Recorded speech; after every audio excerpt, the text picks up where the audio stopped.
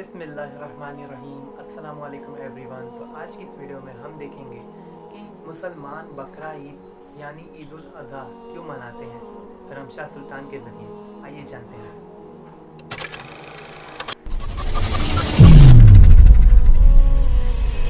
अस्सलाम वालेकुम, मेरा नाम रमशा सुल्तान है।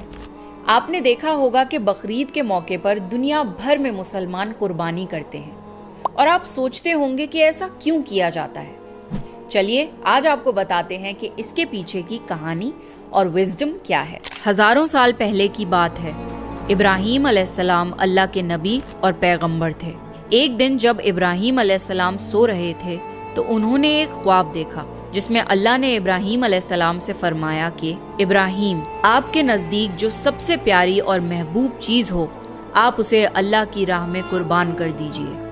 अब यहाँ आपको बता दूं कि अल्लाह अपने बंदों का और ख़ास तौर से नबियों का इम्तिहान लेता है, ये देखने के लिए कि इंसान अल्लाह से ज़्यादा मोहब्बत करता है या अल्लाह के दिए हुए तोहफों से ज़्यादा मोहब्बत करता है।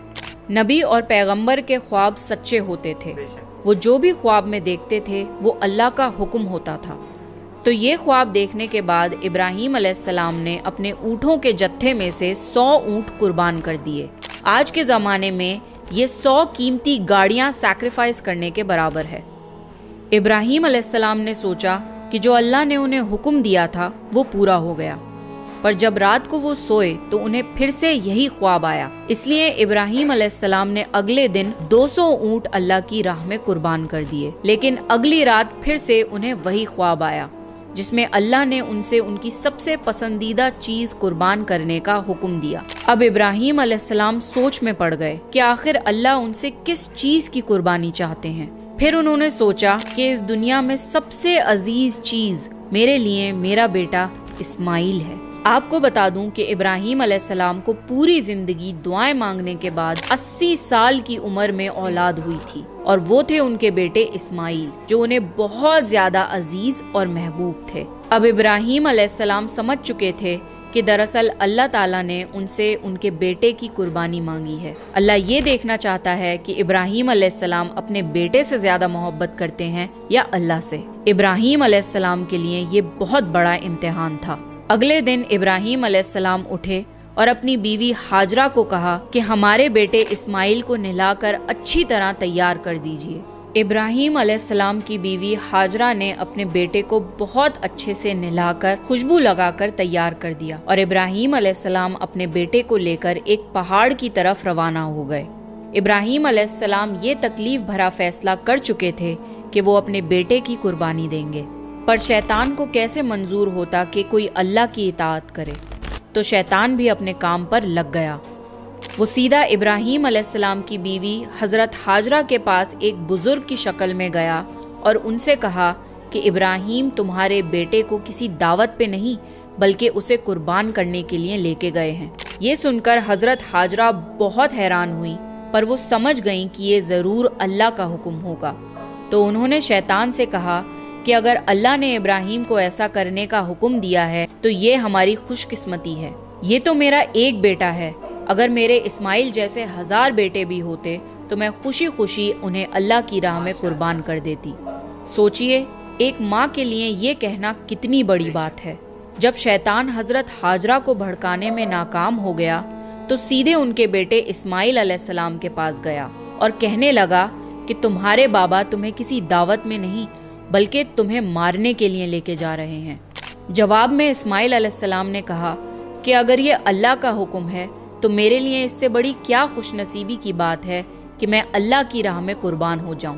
13 साल के बच्चे में इतनी समझ और बहादुरी होना कितनी बड़ी बात है। यहाँ भी जब शैतान नाकामयाब हो गया तो वो इब्राहीम अलैहिस्सलाम को भड़काने की कोशिश करने लगा कि तुम्हें ये बेटा इतनी मन्नतों से मिला है, अगर तुमने इसे कुर्बान कर दिया तो बुढ़ापे में तुम्हारा सहारा कौन बनेगा, और अगर अल्लाह ने ये कुर्बानी भी कबूल नहीं करी तो तुम्हारा कितना बड़ा नुकसान हो जाएगा। ऐसा मत करो। शैतान हर तरह से उन्हें बार बार बहकाने की कोशिश करता रहा और गुस्से में आके इब्राहीम अलैहिस्सलाम ने शैतान को पत्थर मारे। यही वजह है कि जब लोग हज पे जाते हैं तो शैतान को आज भी कंकड़ी मारते हैं اور یہ حج کے اہم ارکانوں میں سے ایک ہے۔ شیطان کے جانے کے بعد ابراہیم علیہ السلام نے اپنے بیٹے کو ساری بات بتائی تو اسماعیل علیہ السلام نے فرمایا کہ بابا، اگر یہ اللہ کا حکم ہے تو مجھے یہ منظور ہے۔ آپ بس میرے ہاتھ پیر باندھ دیے اور اپنی آنکھوں پہ پٹی بھی باندھ لیے تاکہ آپ جب میری گردن پر چھری چلائیں تو آپ کو تکلیف نہ ہو اور آپ یہ کرنے سے مکر نہ جائیں۔ بس پھر ابراہیم علیہ السلام نے اپنے بیٹے کے ہاتھ پیر باندھ دیے اور اپنی آنکھوں پر پٹی بھی باندھ لی، اور جب انہوں نے اسماعیل علیہ السلام کی گردن پر چھری چلائی تو ایک جانور کی آواز سن کر وہ حیران ہو گئے۔ انہوں نے جب آنکھوں سے پٹی کھولی تو ایک دمبا ذبح ہوا تھا اور اسماعیل علیہ السلام ان کے پاس کھڑے مسکرا رہے تھے۔ تب آسمان سے اللہ نے ابراہیم علیہ السلام سے فرمایا، ابراہیم، آپ اس امتحان میں کامیاب ہو گئے، ہم نے آپ کی یہ قربانی قبول کی۔ آپ کا یہ امتحان قیامت تک یاد رکھا جائے گا اور آپ کی اس سنت کو ایمان والے لوگ ہر سال یاد رکھیں گے اور ہر سال اللہ کی راہ میں قربانی پیش کریں گے۔ ابراہیم علیہ السلام کی اس سنت کو اللہ نے آنے والی نسلوں کے لیے عبرت بنایا اور اسی لیے مسلمان ہر سال حج کے موقع پر قربانی کرتے ہیں۔ بقرعید پر جو بھی حلال جانور قربان ہوتے ہیں ان کے گوشت کو 3 حصوں میں بانٹا جاتا ہے۔ پہلا حصہ غریبوں اور مسکینوں میں بانٹا جاتا ہے، دوسرا حصہ رشتہ داروں میں دیا جاتا ہے اور تیسرا حصہ خود اپنے گھر میں رکھا جاتا ہے۔ آپ کو یہ پتا ہونا چاہیے کہ بقرعید کے موقع کا غریب لوگ سال بھر انتظار کرتے ہیں، کیونکہ یہی سال کا اکلوتا موقع ہوتا ہے جب انہیں گوشت کھانا نصیب ہوتا ہے۔ بقرعید کا یہ فیسٹیول دنیا بھر میں بھوکمری مٹانے کا ایک ذریعہ ہے and it's a part of Islamic faith to serve humanity and help others۔ حج کے ان 10 دنوں میں کی گئی نیکیاں اللہ کو سال بھر کی گئی نیکیوں سے زیادہ پسند ہیں، اس لیے حج کے ان دنوں میں ہمیں زیادہ سے زیادہ نیکیاں کرنے کی کوشش کرنی چاہیے۔ اس لیے اس عید کے موقع پر I have partnered up with Keto to help people in need۔ کیٹو ایک ایسا فنڈ ریزنگ پلیٹ فارم ہے جہاں 100% ویریفائڈ ایمرجنسی کیسز ہوتے ہیں جن کو جینوئنلی علاج کرانے کے لیے پیسوں کی ضرورت ہوتی ہے۔ کیٹو پہ 55 لاکھ سے زیادہ ڈونرز ہیں جہاں 100% ڈونر پروٹیکشن گارنٹیڈ ہے۔ سارے فنڈ ریزرز کیٹو کی ٹیم ویریفائی کرتی ہے۔ I went through all cases and I decided to help Anas، جو 5 مہینے کا بچہ ہے جسے ایک لائف تھریٹننگ ڈیزیز ہے۔ یہ 31 لاکھ کا ٹریٹمنٹ ہے جسے انس کی فیملی بالکل افورڈ نہیں کر سکتی۔ میری آپ سے ریکویسٹ ہے کہ آپ اس کاز کے لیے ڈونیٹ کریں۔ It's 100% verified case. میری اور آپ کی مدد سے انشاءاللہ انس کے زندہ رہنے کی امید ہو سکے گی۔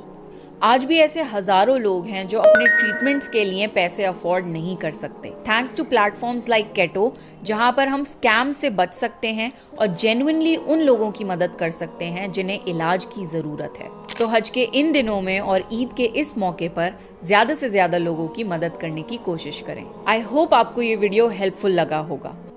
جتنے بھی غیر مسلم میرے بھائی اور بہن اس ویڈیو کو دیکھ رہے ہیں، میں آشا کرتا ہوں کہ وہ سمجھ گئے ہوں گے کہ ہم مسلمان کیوں ہر سال قربانی کرتے ہیں۔ یہ قربانی ہم لوگ اللہ کی راہ میں کرتے ہیں اور اللہ کے حکم سے کرتے ہیں۔ اور اس ویڈیو میں جیسا کہ رمشا سلطان نے کہا، ہمیں اس موقع پر سب کی مدد بھی کرنی چاہیے اور ڈونیشن بھی کرنے چاہیے۔ آئی ہوپ کہ آپ کو یہ ویڈیو پسند آیا ہوگا۔ پلیز ایک لائک کرنا اور سبسکرائب کرنا۔ ملتے ہیں جلدی نیکسٹ ویڈیو میں، تب تک کے لیے بائے بائے۔